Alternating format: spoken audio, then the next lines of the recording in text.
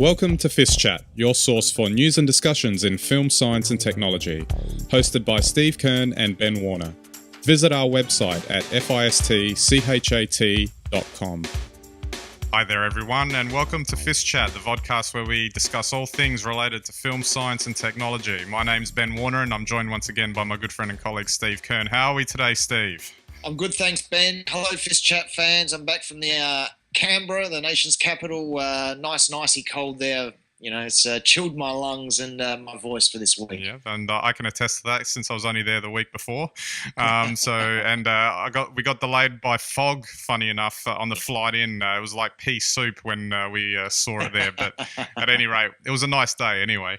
I just wanted to kick off by saying apologies for last week, but the old technical difficulties reared their head, or I should say my broadband provider's technical difficulties reared their head.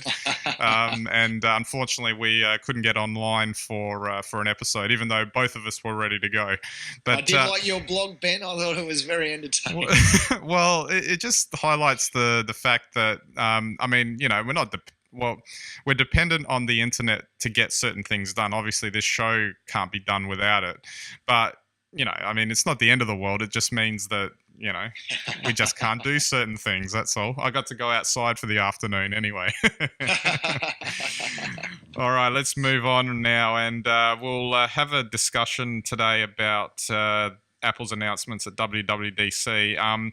Not so much in great details per se, but rather the where Apple's kind of sitting at the moment and sort of the impact, and whether the type of keynote that they put out there that time, whether it was really worth all the press hype that was going along with it and all that sort of thing. We'll kick off with what they didn't announce, which was pretty much just updates to their two operating systems for the Mac and for iOS devices, and they devoted a big chunk of time to a new developer language, which I kind of switched off at that point. I wasn't really that interested, but I'm sure it's some whiz-bang thing. No, there's a lot of nice things that they announced in there. Probably, I won't go into too much detail, but with OS 10.10 Yosemite, it sounded like that Macs that could run Mavericks can run Yosemite, which I find actually quite extraordinary. And maybe, Steve, you can talk a bit to this as well about the fact that Apple seems to be more relaxed as far as allowing older Macs to keep going in with the latest operating system, because both you and I have iMacs from the 2007-8 era, and they're still going to be upgradable to this operating system. Yeah, as you pointed out before, Ben, in the past, and I've had Macs for a long time now, since the classic versions, and they basically would reach a point with their OS where that would be the cutoff, and you'd be stuck at whatever operating system that was. So it's interesting to see they're extending the life and paying attention to that. But I guess they've figured now that they've got so much Macintosh hardware, the old desktop style machinery out there, that they want to support it and they want to keep them going, because people do pay a lot for Mac, and you've got every right to expect your machine could last 6 to 8 years on the latest operating systems. Well, that's the thing. Maybe it's just that computers, even from 5-6 years ago, were good enough to pretty much do everything except for the high-end type of tasks. So I know that the iMac that I've got is starting to struggle a little bit with high-def video editing, but it's still doing it. It's not, not doing it. And right. And so maybe that's just what it is. Dare I say, they're becoming a bit Microsoft in a way, in supporting legacy hardware and doing that sort of thing, because obviously Microsoft's had a long history of supporting systems for a long time.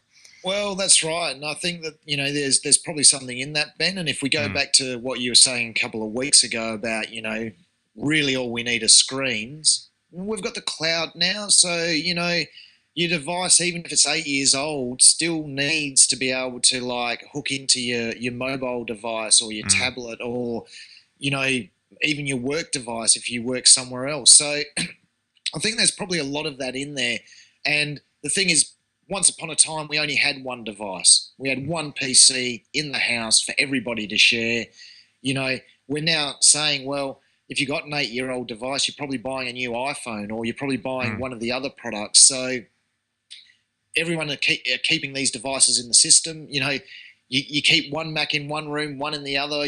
One drives Apple TV, all those sorts of things. So I think that maybe that's some of their philosophy, and it means that literally you can have a household full of useful Macs.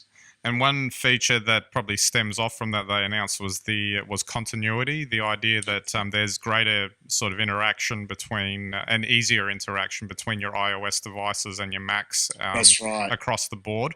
Which you can imagine that you could see that was sort of coming. That that there was going to be some connection there. And it's interesting that they've gone that route. They've still kind of kept the two operating systems separate. And unlike Microsoft that have tried to combine the two in products like Surface, they're keeping them separate, but they're making the two work a lot better together. That's right, and that's I think I don't know how many episodes ago it was when we actually highlighted that Windows 8 was the first multi-platform, true multi-platform OS. They didn't have different versions; it just worked differently for the device. And at that stage, I think Apple didn't look like they were jumping on board or moving with that sort of strategy. And I guess they're just choosing the other route, which is very simply to make all the devices, even though they're on slightly different operating systems, work together. And I think this is actually probably a very good move. Yeah, absolutely.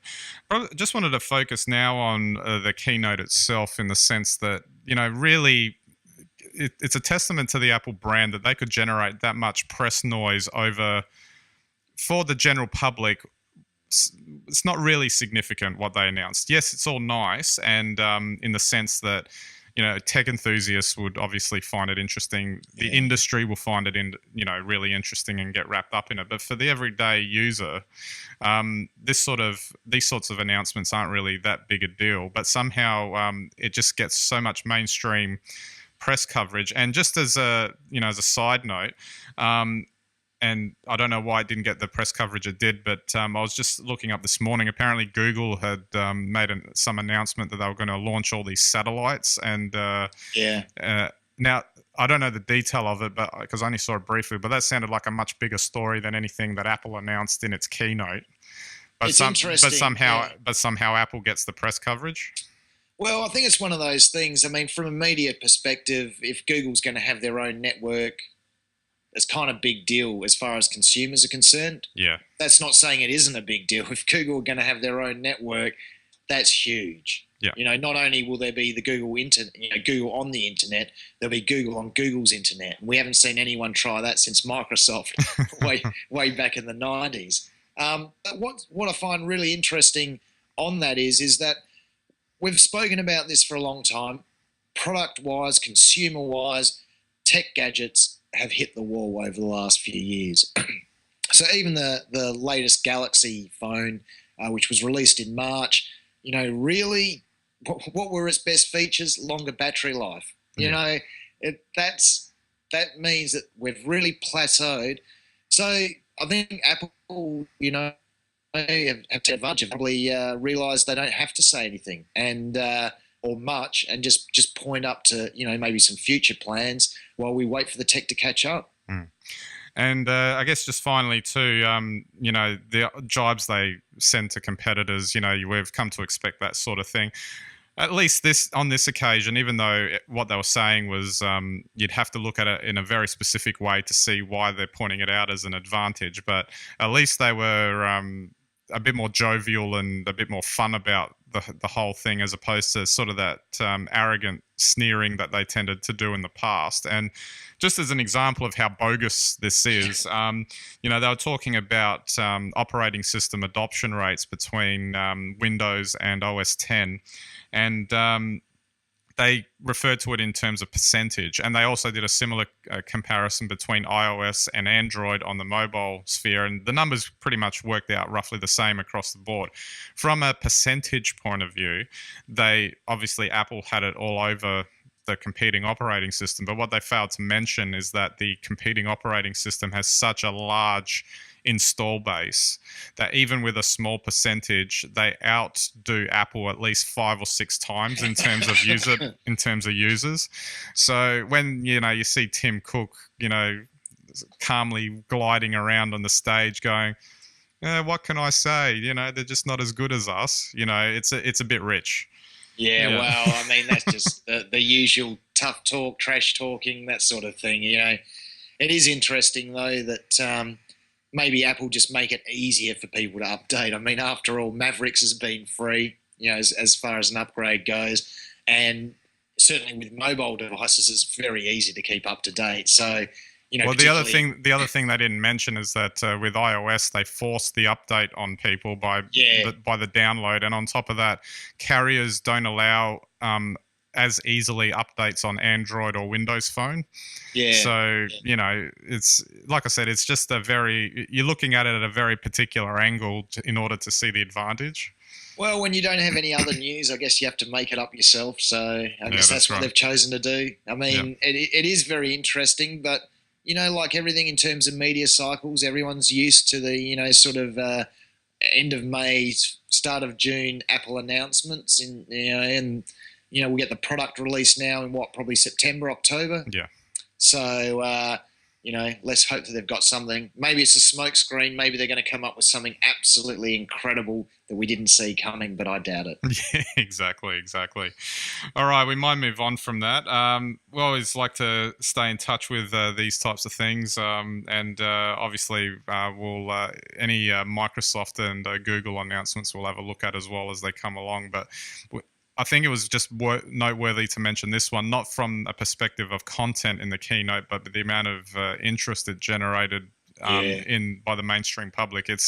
I think we've moved on beyond, the 2007 to 2010 era where it was all wow and whiz bang. Yeah. I think, someone described it once that, if you think of the Windows 95 launch, that was a massive, huge deal. But that was like a once in a 15-year type of event. Yeah. The iPhone, iPad, and all of that, iPod you could probably throw in there as well, occurred in a very short space of time. Yeah. And to have them all compressed together like that, I think set an unrealistic expectation that they were just going to keep doing it. Yeah, that's right. Yeah, so, we'll watch this space, but it may be quite a while before we actually see one of those types of products. Well, I think, Google Glass is the only thing in the market that could possibly, shake things up like that. Otherwise, it would have to be wearable technology. Or, as you've pointed out recently, it'd have to be, connectivity with any screen. So, one of those things I think will be the next big thing. Yeah, absolutely. All right, we might move on to our news bites now. Now, our film news bite, fictional products from movies or TV shows that later became a reality, from news.com.au. It's usual that major brands pay big bucks to get their products on screen, but every now and then it happens the other way around. Something gets shown in a movie and it ends up becoming a product. And some of the examples in this article are the Talk Boy from Home Alone 2, the Mighty Ducks NHL team from the Mighty Ducks, the poison-tipped dagger shoe from Russia with Love, the Bond film, Quidditch from Harry Potter, and my favourite, the Wonka chocolate bars from Willy Wonka and the Chocolate Factory. However, we're still waiting to see the hoverboard and the flying cars from Back to the Future too. And considering 2015 is only next year, where are the flying cars? Well, thank God we don't have them. We have enough accidents on the road. Can you imagine if we started having them in the air as well? And just as an extra to that as well, Ben, I'm sure you'll appreciate this. I'm not sure if you remember it though. In South Australia, the South Australian Brewing Company actually produced Duff beer. Oh, yes, they did, yeah. They did, until they had a little bit of litigation immediately on them. And at one point, the cartons of Duff beer were selling for $10,000 each. Oh, amazing. And would they have wheeled out Duff Man for that too? Well, I don't know. My brother actually bought a carton, but unfortunately we drank it. Oh, imagine how much it'd be worth now. Exactly.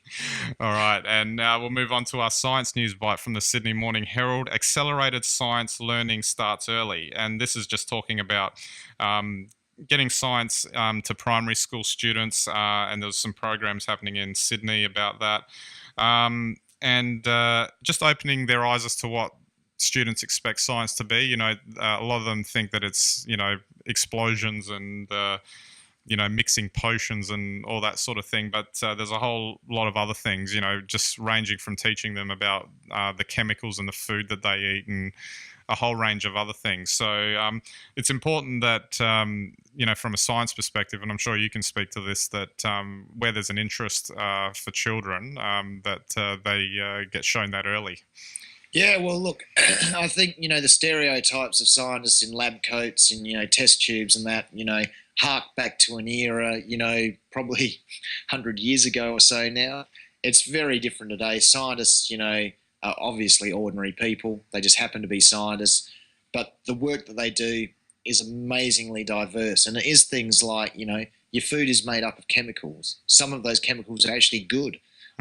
So, everything around you, has some sort of material. So, somebody designed the alloy that's your iMac.